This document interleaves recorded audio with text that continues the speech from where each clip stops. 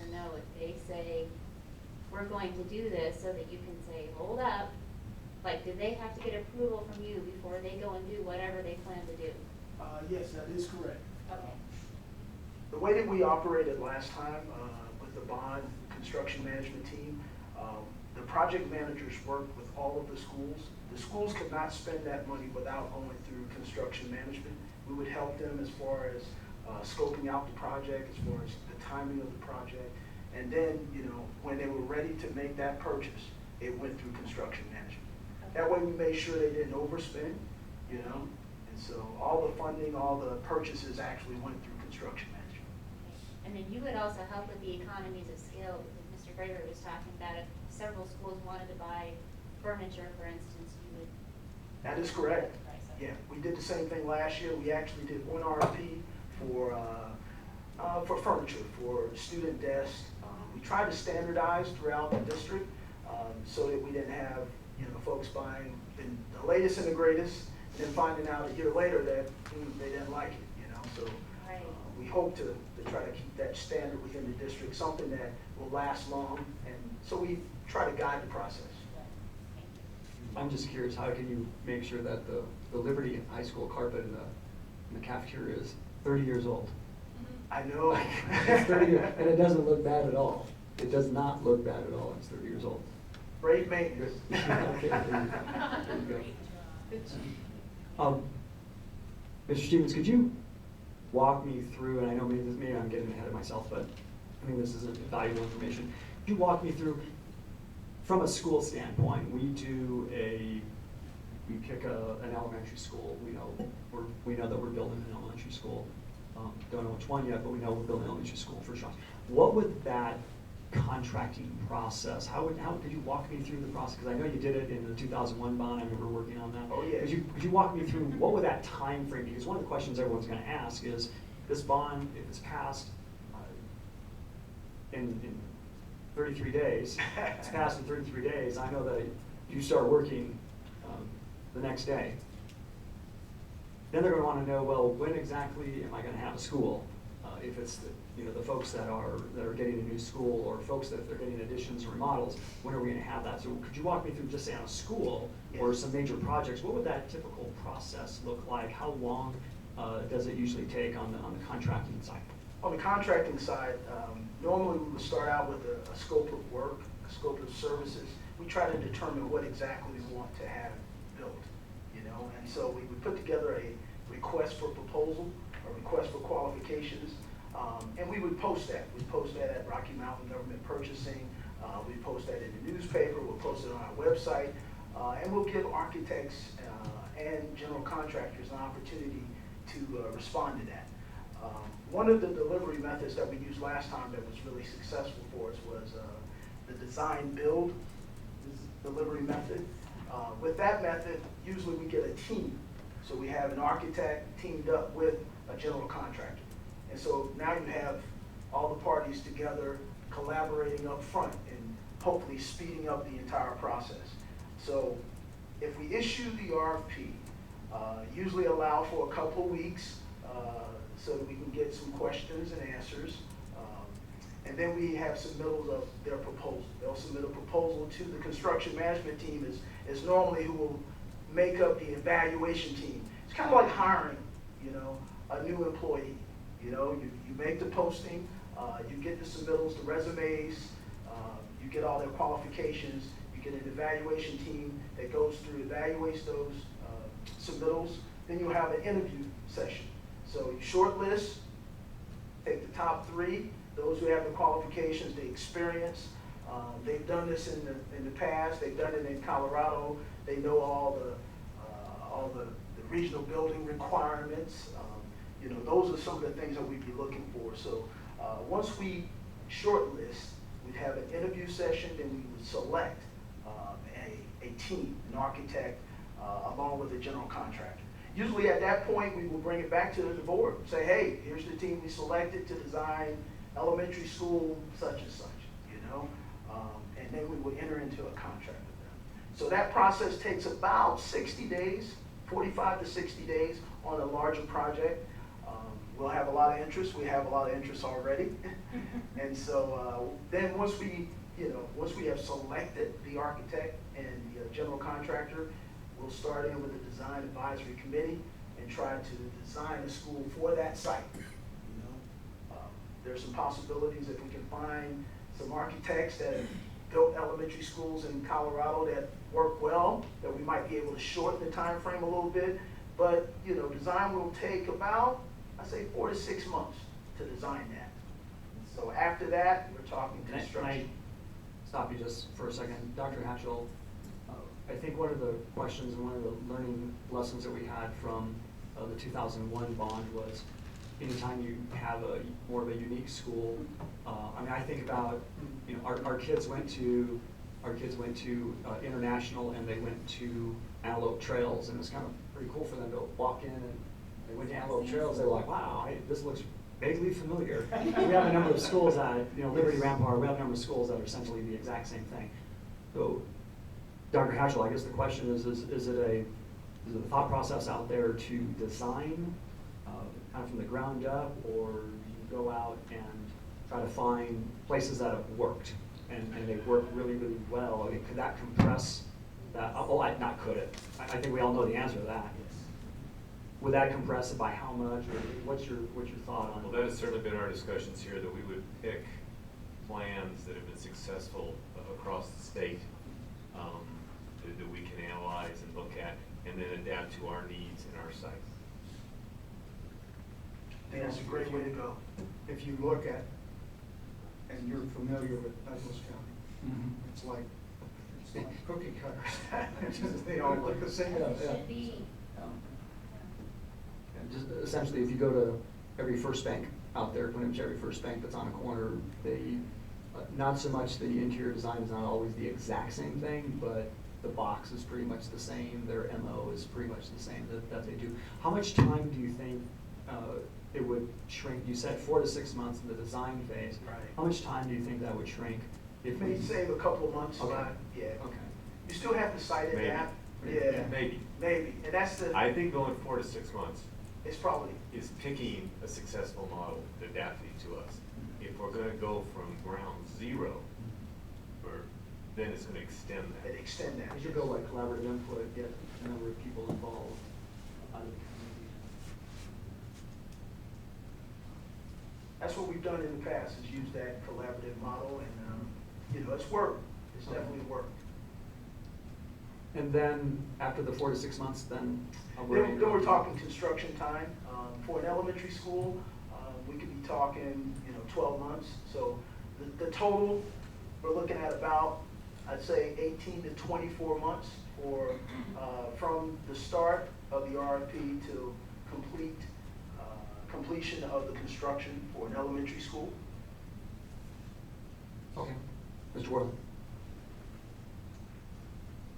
Greg, it would, if we were to select an architect who had built a number of very workable schools somewhere else, isn't it true that we would probably save a significant amount of money an architect needs if we were to select a design that's kind of done and just has to be adapted to the site? Yes, sir, that is correct. It's a great way to save money, and also shorten the design timeline. And also not make our kids guinea pigs. Colonel Harvey? Is there a limitation out there as far as how many large-scale construction projects can be happening at one time? I mean, will the market? Yeah. The answer is yes, but what does that How many look can like? you handle? That's a good question. There's a lot of people that are gonna be, or they're on the ballot. So, one of the things that, we're concerned about in the construction industry is what's gonna happen to the market. And so there may be a lot of activity in Colorado Springs. And so, it's a good question. We're not sure what's gonna happen. We'll know after the election, but it will impact, how many projects we can get going at the same time. And the economist in me says it might drive the prices of the projects up too, Yeah. when there's competition. Very smart man, I like that. Yeah, we've been having a lot of those conversations as well, so. Yeah, school districts are going for a record amount Yes. Yeah. selection from Fort Collins south. That's correct. Construction industry really likes it though, so Yeah. everybody's getting excited. Would, again, maybe not the right person, maybe Henry's the question. You said it kind of from concept to end on an elementary might be 18 to 24. About a middle school. Henry, you want to answer that? I'll defer to Henry on that. Rolling out all of those components of a comparable, workable design, and our students aren't the guinea pigs. The plug number for the 18 to 24 for an elementary school, it would be in the 24-ish range. 24 could be 36. There's lots of components to that. But full out, 24 months. For the middle school. For middle school. For middle school. Yes, Ms. Van Meter. Does that figure take into account the idea that, that middle school would likely be located at Chinook Trail, or we've already done some of the work there, or could it possibly be shorter because of that? I'd say that 24 months would fit Yeah, within that that's it. Chinook Trail, because the Chinook Trail site is one tag. Okay. For everyone. Okay. Thank you. Henry, before you leave, then, how long do you think these additions at these high schools will take? How disruptive? Disruptive are we going to be? It's going to be very complex to answer that question. So a 10 classroom addition is about half an elementary school. How many schools have about 24 classrooms? So if you can think in your mind what that might look like. A 20 classroom addition to a high school would be comparable to an elementary school, but you have to think about what we said earlier. You're not just going to add on to all sides of the school simultaneously. Right by Shine Mountain High School anytime in the last 12 months, and look at how complex the site that has been. It's going to be that level that the team will take on multitudes per site. So I believe we can give you fairly accurate estimations when we're working on fields. You know, when we're working on sites that are away from everything. One of the big tasks the construction management team comes on board, assuming that the bond issue passes, is going to be working on the things that you described, and it gets very complicated when you start doing additions. Ms. Van Meter. So one of the things that I would expect in this process is we go through it, and obviously some of this will be left for another board. But one of the things that I would expect in this process when we're trying to prioritize these things is that the board is going to be presented with a lot of information about efficiency versus interruption of the academic routine and the site, and I would imagine that the board is going to be asked to resolve a lot of that tension. So it's not just a straight question of what's the most efficient thing to do. Sometimes there might be moments when we have to say that might be slightly more efficient, but it's probably not what's best for kids, and this board always has to ask the question, what's best for kids? Absolutely. Yeah, I very much agree, and my experience has been that you think there's been meetings before it's passed. There's a lot of decisions after it is passed, because we will be coming to you with recommendations from our team, construction management team. So, you know, I've listened very carefully to what Mr. Streep says, and I agree. I think, you know, some general outlines and some specific things that you guys want these, we can plug those in, and then work around those, coming with recommendations to be as effective and efficient as we can, leaning on these gentlemen and the construction management.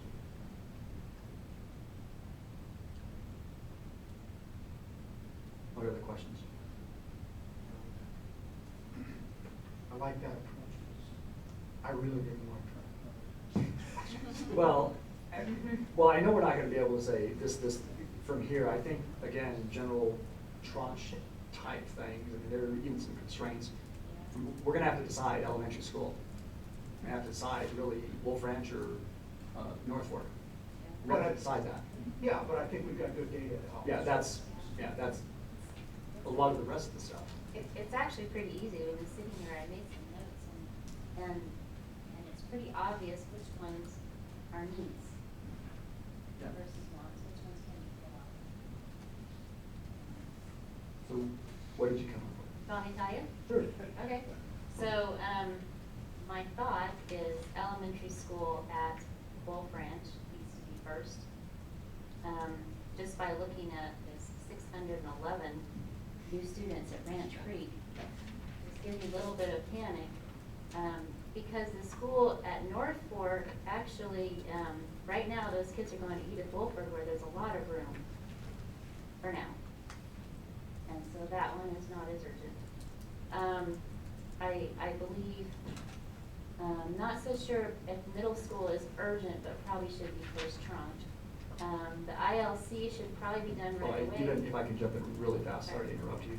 Taking middle school, and based on what Henry said, if it's burner, it's 24 months, but it's probably That's longer than that.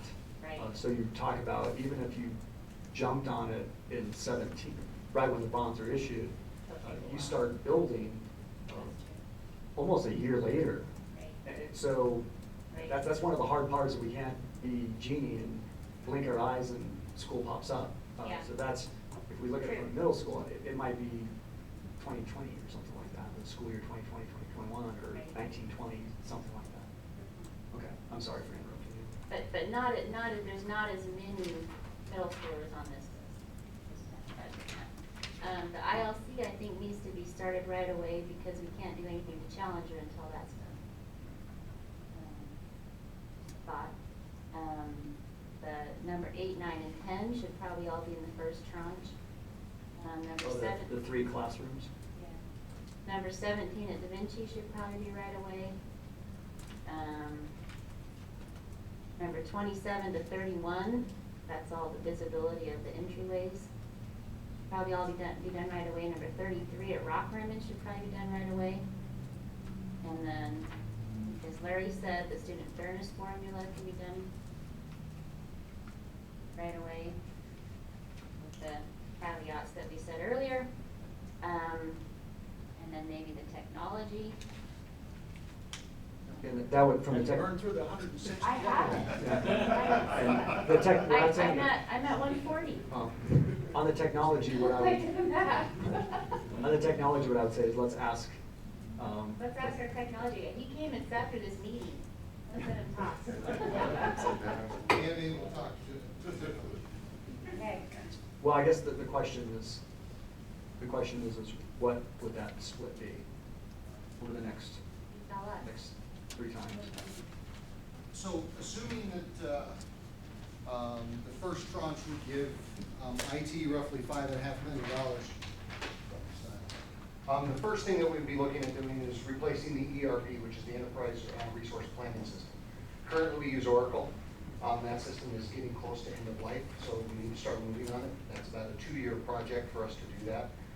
So that's going to take roughly $2.5 million to do that project. Then we've identified the first 5 or 6 schools. Typically, those are the oldest schools in the district that we would target to upgrade the wiring, the wireless infrastructure, the networking components in that building. So those first 5 or 6 schools would be roughly $2.1 million. And then we'd then move on to phase 2. If we were able to do those first 2 projects under that $5.5 million, we could probably sneak in a few other schools to get that infrastructure done early or earlier. But that's one of the things that, you know, as we work with the construction management team to figure out those dependencies and priorities and how those are all going to sequence together, there may be some economies of scale that we can get some of the phase 2 schools that we have planned ready to go, that we can pick those up in phase 1. Are you saying then phase 2 or second issuance is a whole bunch of technology infrastructure? Correct. Approximately 3.4, call it $3.5 million is what we're expecting there or hoping there. And then phase 3 would be 2.9. They already figured it out. We did. We have a nice colorful spreadsheet here. Yeah, but We've been busy as well. Sorry, could you give me those numbers again? I'm sorry, the issuance is what you're wanting? What makes sense to you? I don't know if that's what we're wanting. That's what I've been instructed to talk about. Okay. So I'm going to clarify that right now. If you want it wrong, it's Oh. yeah, we love 14.x. And that's one of the challenges, is that if you go all in 14.5 right up front, then what happens with all of the other places? Yeah. And are you laying pavement and somebody else is coming back and again. Well, take Air Academy, for example. We know Air Academy wants to do something in Building D. It doesn't make sense for us to go in and pull new wiring when they're gonna come right around and rip down walls and ceiling tiles and Or stuff like that. Challenger. Or Challenger. And that's what Mrs. Bullock was talking about, is trying to make sure that. So what, we don't so lay what new are those pavement. numbers again? I'm sorry. Sure. Roughly $2.5 million for the ERP, 2.1 for the 5 or 6 schools that we'd be able to do. Phase 2, we're looking at 3.4 million. Phase 3 is roughly 2.9. And then what we call phase 3.5 is School in the Woods and EPP. Obviously, if there's some EPP infrastructure needs that have to happen, currently located at transportation, but if ILC is built, that kind of washes those and we don't need to worry about those. Same thing with School in the Woods. They currently have infrastructure needs. If a new brick and mortar building shows up at that location, then that would negate those dollars as well. And what was that last figure? School in the Woods and EPP? 3 point. No, School in the Woods and EPP are only $75,000, not a lot. And then we have a couple other things that are fill-in type projects. We're looking at a document imaging project for $1.5 million. Basically taking all of our nice paper and scanning them into an electronic file and storing those. As well as security has some money allocated in that budget for a security system upgrade for the cameras. And then a learning management system at roughly $500,000. And that's, those are just as you can. As they can fit into projects, yes. So the ERP, I'm assuming the bulk of that work is going to be central admin and your data centers? Correct. And then, of course, there'll be a huge training curve that will be. In data conversion and all of those rules for finance and purchasing and HR and all that stuff, yeah. Okay, any other questions? I'll stick around if there's one. I think that was a perfect example of all of a sudden the dependencies that could come up if. Yes, I feel very confused, and it has nothing to do with the presentation. It simply has to do with the possibilities. Okay. Catherine, what else were you? That was just my very rough, and if I did it right, it added up to 140. Ms. Van Meter? How much did you factor in technology in there? Oh, I factored for all of it, so yeah. Well, if you just added 5.5, would be basically what we got, 145. Yeah. Okay. Well, I think we're now jumping in. Yeah, I was just going, I was looking at all the needs, Mhm. looking at the needs first. Okay. Okay, I managed to spend all of it with 1.9, you want to hear it? I'm agreeing with Mrs. Bullock on the elementary school, the middle school, and the ILC. I am, but I think what I did is an interesting exercise is just go through the remodels and additions and pull out everything that I think made that whole growth and safety, security, academic piece. Basically those 3 pieces, and those items in my mind are items 7 through 17, item 24, items 26 through 31, and items 33 through 36. And I think if you take all of that, oh, actually, voila, I have more money. I subtracted tech twice. So that's lovely. I'm left with $7.4 million. Before we get too far, because we're Did you getting. include TCA? So I think we're close. Yes, that takes off the TCA money off the top. I have a question. Okay. What we're doing here sounds like direction to administration, and we're way we're out of our lane. too early. Yeah. I mean, it's nice to think about. We don't have enough information to make that. I think we need to give administration direction in terms of big picture. This is what we'd like to see. Let them chew on that a little bit, see what we can come up with, see what they know that we don't know. Because, I mean, I don't want anybody to be, to be thinking, yeah, I'm gonna get here and maybe we can't do it. Yeah. So, I just want to be cautious about saying this first and this first and this first. I want to agree with you completely. What I wanted to say about what I just did in my mind was it was an exercise in, are these things that we listed in priority, is this even a reasonable idea? So for me, it feels like ballpark reasonable. It is possible to do what we're asking them to do. And yeah, so when I did that and put those dollar amounts to it, and I just subtracted all that to see if I was spending it 3 times. So yes, I agree with you, Mr. Borland. I don't mean for it to say that we're giving direction on those specific items or that we need to discuss our specific lists. But I think what we've tried to create is actually doable, and so now I'd like to see what the experts come up with. Let me go back to what I think I've heard. What I believe I've heard is a few things. One, of course, growth, safety, security, academic, what we already talked about, those pieces. And then making sure that we have some kind of tranche equity, but I don't believe we have the expertise right here to be able to say what that was or what that is. I believe there's an elementary school at Wolf Ranch that occurs in first tranche. There's a middle school that we've already talked about that also occurs in the first tranche. And then we want to take the formula dollars, allocate that immediately. And then on the technology side, it sounded like, I didn't quite keep up with the exact numbers because there could be some, again, dependencies and overlays.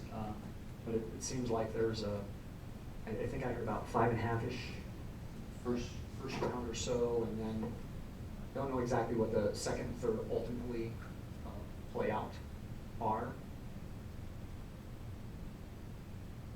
I've heard everything that's safety related, that we've spent a lot of time on that. The safety related things, we believe that those should go in the beginning tranche, if you will. Point of clarification, when I say safety, I'm also considering those ADA items that Yes. have to do, Safety, security, am I under the same understanding that all the rest of you are? Okay, I would say thank you. safety, security, those safety, security type things. I remember, I think at Chinook Trail was one of the closing doors or something. I can't remember exactly what that is. Would all be all those safety, security type things that we're talking about. Definitely on a lot of the growth items as far as high school expansions.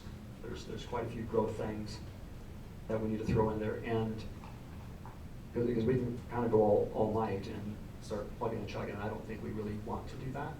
What I believe we want is we've established the framework. We've thrown some things in elementary school, Wolf Ranch, middle school, and then some categorical things that have been really put together. I think there's probably a couple of other things that the administration could probably do, and this is now me speaking. I think on some of the facility audit stuff, which facility audit review that we had, that's what drove a lot of this, the review. Let me go find that. So. Some of those may be more urgent than. Yeah, and that's really for the facilities group to try to tell. There's some breakdowns, for example, the repair/replace all or partial roofs at all of these places, which is a $9 million line item. I would ask for leadership to say what that breakout is on some of these things, and we could really do that for all of the facility audit projects, management thing. Again, remembering, this is a shot. This is a first crack at this, and we really need to make sure that as even management with their expertise coming in, and you throw a construction management team at it, recognize that there could be a little bit of movement. And so I can't emphasize that enough, that even the folks on staff now, there might be a little bit of movement on that. So I believe that even looking at electrical HVAC and fire alarm systems, the 4.25, I'm not saying what should be done, but we have a rough idea of how that spreads out over three different issues. So I think there's, we can ask management, we've provided some pretty specific guidance on some things, and then ask the administration to come back and take a little bit deeper dive, and based on what